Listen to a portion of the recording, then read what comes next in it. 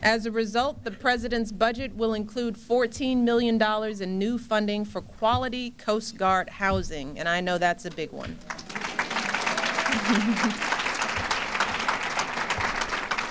These are all major investments, and they are the result of military families speaking up and being heard. And they are part of a larger ongoing commitment to care for our troops and their families even after the fighting ends. But in addition to good government and funding, supporting our troops and their families requires active citizens. That's why I've made it a priority to keep asking all Americans to join the cause of supporting our military families. And that's why last Veterans Day, Jill and I helped launch Mission Serve, a national network that brings civilian and military service groups together to help support our troops and families. But this network also encourages communities to tap that incredible spirit of service of our military families, as well as the talents of our veterans.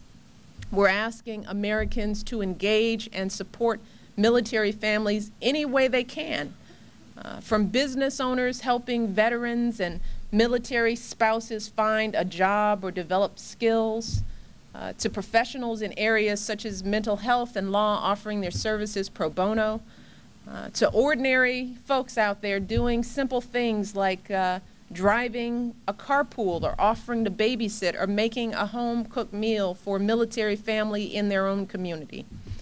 Our men and women in uniform and their families sacrifice for us, every single one of us.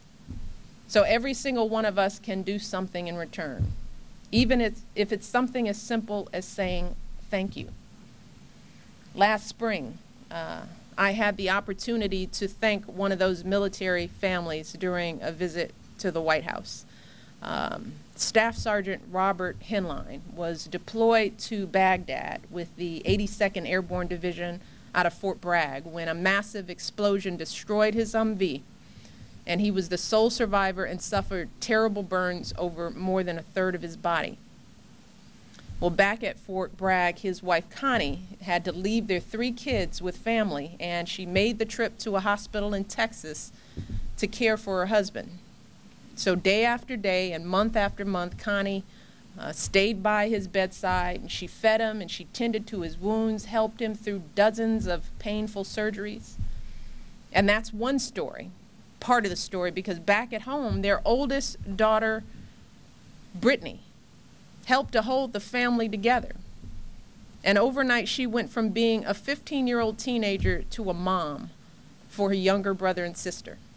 She had to get her driver's license early so she could run errands and do the shopping.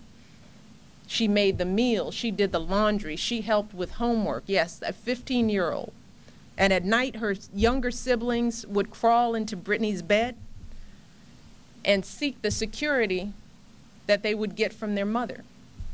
So when Operation Homefront named Brittany their Military Child of the Year, the President and I were honored to welcome the whole Henline family to the White House. The father who had endured such horrible injuries, the wife who never left his bedside, and Brittany, the daughter who grew up faster than she had ever planned. And when a reporter asked Brittany how a teenager could take on so much responsibility, she did what you all do. She didn't speak of herself, but she spoke of her younger brother and sister, and she said simply, they needed me, and my priorities changed. My family came first. So you see, that is the strength and the spirit and courage that our military families display every day.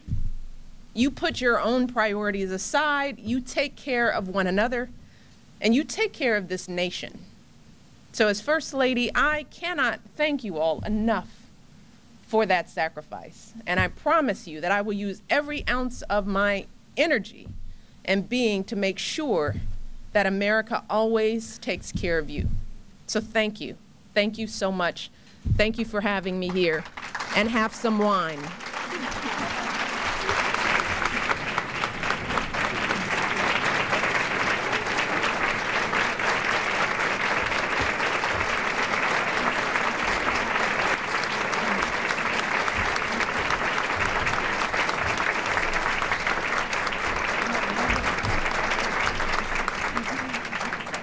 I'm Claudia Michelle, and I'm a Coastie's wife. So I'm here to thank Michelle Obama for everything that she has done and for coming to our luncheon and having food with us and sharing her support for all military families. And we want to give her a token of our appreciation. That is some military chocolates with each of the five. The 5 service emblems are included in this. We have to hide this from my staff.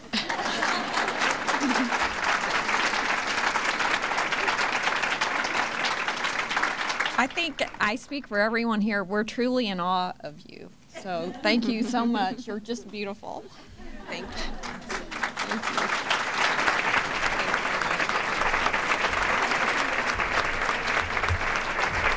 you. All set.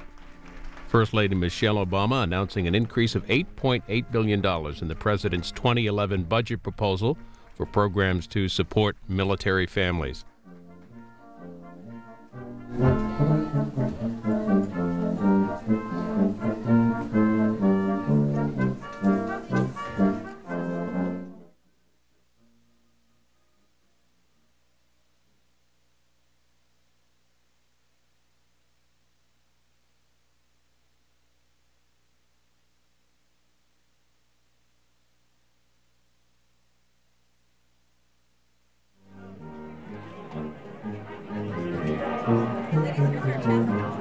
Yeah.